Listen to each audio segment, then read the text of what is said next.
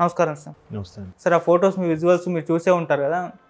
అది జస్ట్ ఒక వైకాపా పార్టీ ఆ జెండాను కాల్చేస్తున్న ఒక ఆరోపణతో మాత్రమే ఇదంతా చేయడం చూస్తున్నాం. సో దీనిపైన లోకేష్ గారు కూడా ట్వీట్ చేయడం ఇవన్నీ చూస్తున్నాం సార్. ఈ అంశం పైన మీ ఒపీనియన్ ఏంటి సార్?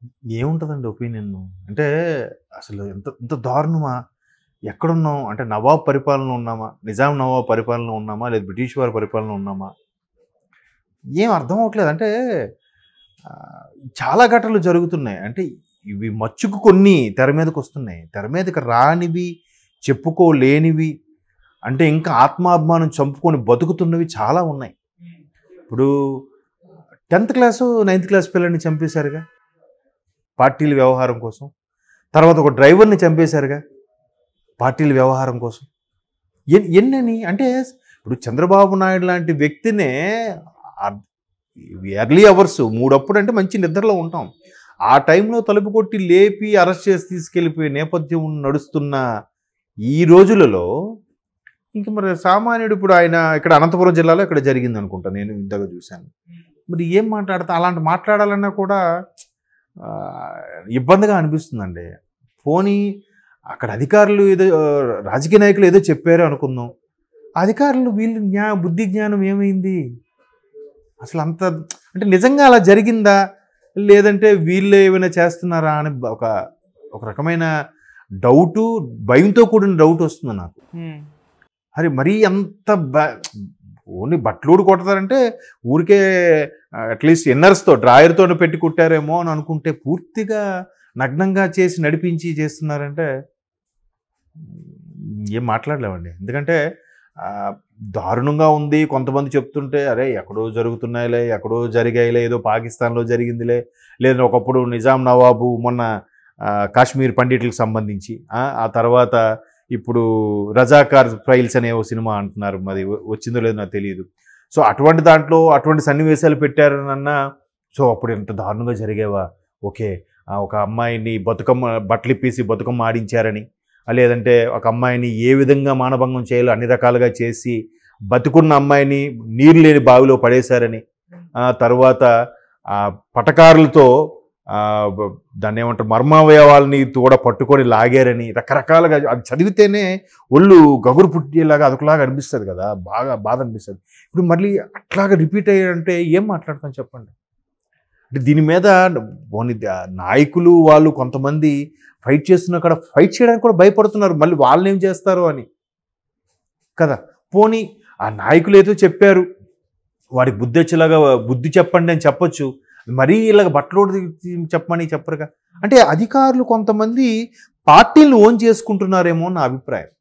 ఇప్పుడు మొన్న చంద్రబాబు గారు అరెస్ట్ విషయం తీసుకోండి, సిఐడి వాళ్ళు చేసి ప్రవర్తన తీరు, లేదా అక్కడ అడ్వకేట్లు చేసిన తీరు, అవన్నీ పర్సనల్గా అంటే ఒక న్యాయ వ్యవస్థకి అందరికీ సమానంగా ఉండాల్సిన పరిస్థితుల్లో ఆ పార్టీని ఓన్ చేసుకొని, ఆ నాయకుల్ని అభిమానించి ఓన్ చేసుకొని ప్రవర్తిస్తున్న తీరులాగా అనిపిస్తుంది నాకు కదా. అది ఎంతవరకు కరెక్ట్ అంటే ఏం మాట్లాడలేం. ఇంకా ఎక్కడున్నాయి చట్టాలు, కోర్టులు, పోలీసులు, ఇవన్నీ కూడా జనరల్గా కోర్టులు వాటికి ఏమైనా ఒకవేళ అలా జరిగినందుకు మానవ హక్కుల సంఘమో లేదా మరొకటో వెళ్ళి కేసు వేశారు అనుకోండి, అలా చేసిన వాడికి మహాది ఏం చేస్తారు? సస్పెండ్ చేస్తారు కదా, లేదా వాడికి ఒక ఎక్స్ప్లెనేషను, ఆడు మళ్ళీ దానికి ఇంకెంతో డబ్బులు ఖర్చు పెట్టి రిపోర్ట్ రాయించుకోవడం, మళ్ళీ జాయిన్ అవ్వడం, లేదా వాడి మీద శిక్ష విధిస్తే అమలు చేయాల్సింది ఎవరు? పోలీసులు, చట్టం.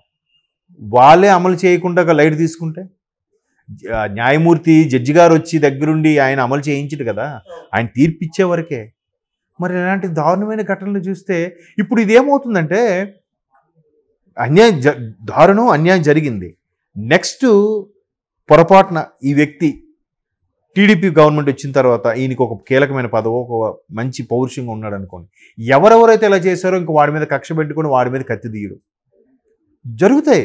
అంటే ముందు ఈ చర్యగా పూనుకున్నోడిని ముందు కట్టడి చేయాలి. ఎంతగా చేసిన వాడు ఊర్లోన, దేశంలోన, ప్రజల్లోన పరువు పోయింది, మానవ అభిమానాలు పోయాయని చెప్పి కుటుంబ సభ్యులంతా ఏమైనా అయితే పరిస్థితి ఏంటండి? అలాగ అయినప్పుడు ఆ నెక్స్ట్ జనరేషన్ వాళ్ళ మీద పగ పెంచేసుకుంటే మరి అవే కదా ఫ్యాక్షనిస్ట్ గొడవలు అంటే. నేను ఇది చేశాను, నువ్వు అది చేశాను, చెల్లికి చెల్లు అయిపోయిందంటే ఎందుకు ఆపుతాడు? ఫస్ట్ నువ్వు చేసావురా బాబు, అందుకే నేను చేశానని వీడు అంటాడు. లేదు ముందు నువ్వు జెండా కాల్చా కాబట్టి ఇలా జెండా కాల్చితే అలా చేసేస్తారండి. అదేనా జాతీయ జెండానా? ఇప్పుడు మీరు అబ్జర్వ్ చేస్తే సినిమాల్లో కూడా చివరిగా తీర్పు ఇచ్చినప్పుడు చెప్తుంటారు కఠిన కారాగార శిక్ష విధించడమైనదని. అట్లా ఎవరికి ఉండదటండి. ఎందుకంటే మాకు దగ్గర సన్నిహితులు ఒక ఆయన ఉన్నారు, ఆయన జైలర్గా చేసి రిటైర్ అయిన పర్సన్. అని చెప్తారు ఎంత కఠినమైనా అలా కఠినంగా వ్యవహరించరు. మరీ కరడగట్టిన వాళ్ళు ఉంటే వాళ్ళకి సింగిల్గా ఒక సెల్లో పెడతారేమో కానీ, లేదా వాళ్ళు మరీ దారికి రాకపోతే, మరీ పరిస్థితులు విపరీతంగా ఉంటే వాళ్ళకి సెపరేట్గా ఒక డార్క్ రూమ్లో పెట్టడం చేస్తారు కానీ ఇట్లా చిత్రహింసలు పెట్టడం ఉండదు. అవును. నెక్స్ట్ సెల్లో ఎప్పుడు కూడా అతను చెప్పే అంశం ఏంటంటే ఒకరు లేదా ముగ్గురు అంతకన్నా ఎక్కువ మంది ఉండొచ్చు కానీ ఇద్దరిని ఎప్పుడు పెట్టరంట ఒకే సెల్లో. ఎందుకు పెట్టరు? ఇద్దరు ఒక సెల్లో ఉన్నప్పుడు ఒక వ్యక్తి ఏ కారణం చూదని చనిపోయారు అనుకోండి, విట్నెస్ ఎవరు? ఈ వ్యక్తే. సో ఈ వ్యక్తిని చంపేశాడా, లేకపోతే ఆయన స్ట్రోక్ వచ్చి చనిపోయాడా, మరే కారణంతో చనిపోయాడా అనేది ఇంకా సాక్ష్యం ఉండదు. అప్పుడు ఈయన్ని అడిగితే ఈడేం చెప్తాడు? ఈడి వెర్షన్లో చెప్పుకుంటాడు కదా. అందుకు ఎప్పుడు ఎట్టి పరిస్థితుల్లో ఇద్దరిని ఒక సెల్లో పెట్టరట. ఒక్కరినే ఒక దాంట్లో ఉంచుతారు, లేదా ముగ్గురు అంతకన్నా ఎక్కువ మందిని ఉంచుతారు తప్ప ఇద్దరిని ఎప్పుడు ఒక సెల్లో పెట్టరట కదా. అంటే ఇన్ని నియమాలు తీసుకుంటూ వాళ్ళని నేరం చేసే వాళ్ళని మార్చే ప్రయత్నమే జైలు శాఖ ఉద్దేశం. తీర్పుకు ఉద్దేశం కూడా అదే. వాడికి కఠినమైన కారాగార శిక్ష అంటారు కానీ జైలు శిక్ష విధిస్తారు తప్ప కఠినంగా ఏమి ఉండదు. కాకపోతే ఇల్లు వాకిలన్నీ మర్చిపోయి సపరేట్గా ఉంటారు కాబట్టి అక్కడ పెట్టే తిండే ఉంటుంది కాబట్టి మరీ సినిమాలు చూపించినట్టుగా దారుణంగా ఏమి ఉండదు. పురుగులు పట్టిన అన్నం అని లేదంటే అసహ్యంగా అలాగేం ఉండదండి. పద్ధతిగా ఉంటాయంట, నీట్గా ఉంటాయి చాలా వరకు. కొంతమంది కొన్నిసార్లు కొన్ని జైళ్ళలో ఎలా ఉంటాయంటే వాళ్ళే స్వయంగా లోపల ఏవో చిన్న చిన్న పనులు చేసుకుంటూ అవి బయటకు తీసుకొచ్చి అమ్మడం, ఆ పైసలు వీళ్ళు చిన్నగా ఉపాధి రూపంలో వీళ్ళు సంపాదించగట్ట చదువుతుంటాయి. బట్ అది వేరే సబ్జెక్టు. అంటే చెప్తున్నాను అలాగా. ఇప్పుడు ఇట్లా ఒక వ్యక్తి ఇలాగ ఎంత నగ్నంగా ఇలా చేసి బిహేవ్ చేసినప్పుడు నెక్స్ట్ ఏమవుతుంది? మొన్న ఆ 10th క్లాస్ పిల్లడిని ఎవరినో చంపేశారు. ఆడికి తమ్ముడు అన్నయ్యో అక్క అంటూ వాళ్ళు పగ పెంచుకోరా? అది పెద్ద అయితే ఇంక వాళ్ళని ఏం చేస్తారు? మా వాడిని చంపేశారు కాబట్టి ఈయన్ని లేదు వీళ్ళ నాన్న చంపేద్దాం. ఏంటి కదా అసలు? ఎక్కడికి వెళ్ళిపోతున్నాయి ఇలాగ పగలోని? ఎవరికి ఆద్యం పోస్తున్నారు? పోలీసులు కాపాడాల్సిన వాళ్ళు వీళ్ళే మరికొద్దిగా చేస్తే ఇప్పుడు ఎవరికైతే ఆ బట్టలిప్పి ఎలా పోలీసులు వ్యవహరించారో ఆ వ్యక్తి పోలీసుల మీద పగబట్టాడు. ఎవడైతే ఆయనకి కంప్లైంట్ చేసి ఆ నాయకులు ఎవరైతే నా మీద ఇలా చెప్పి పురమాయించారో ఆడి మీద కసి పెంచుకుంటాడు, ఆడి మీద పగ తీర్చుకోవాలని ప్లాన్ వేస్తుంటాడు. అంటే ఇది ఎంత దారుణంగా అవుతుంటే అసలు ఎటెళ్ళిపోతుంది? ఎంత క్రూరంగా బిహేవ్ చేయాలా?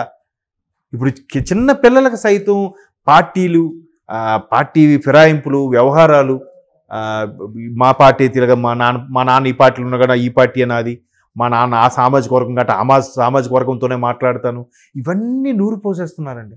దానికి తగ్గట్టుగా సినిమాలో కూడా వస్తున్నాయి కొన్ని. ఆ సినిమాలకు మాత్రం తప్పడం లేదు. ఎందుకంటే చాలామంది సినిమాలు చూసి నేర్చుకుంటున్నారు కాదు, బయట ఎలాంటి జరిగినవే సినిమాలు చూపిస్తారు. ఏ దర్శకుడైనా ఎక్కడో ఒక పేపర్లో చదివిందో, ఒక సీరియల్లో చూసిందో, లేదా ఎక్కడో ఒక సన్నివేశం చూసిందో, లేదా ఎవరి ద్వారా విన్నదో, లేదా ఏదైనా నవల ఇన్స్పైర్ అయిందో దాన్ని అలా రక్తి కట్టించడానికి అలా పిక్చరైజ్ చేసి చూపిస్తారు. బట్ రజాకారులు చేసినవి ఏవైతే ఉన్నాయో నిజాం నవాబులో చాలా దారుణంగా జరిగాయి. చాలామంది చూపించలేకపోయారు సినిమాల్లో, అంతకన్నా దారుణంగా జరిగాయంట.